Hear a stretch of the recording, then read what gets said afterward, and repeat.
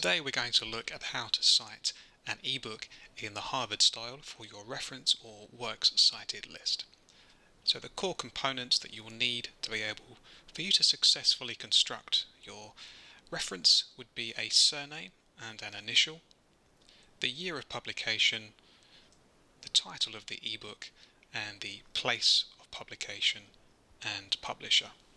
So in the example we have Casey, J, full stop, the year 2020 in round brackets, and the title of the book in italics.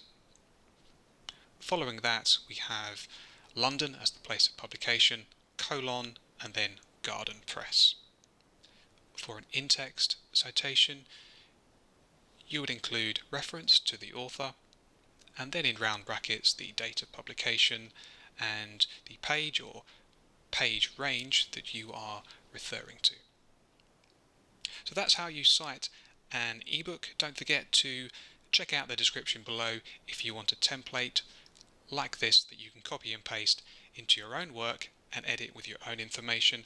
And whilst you're there, drop us a comment, hit the subscribe button and drop us a like.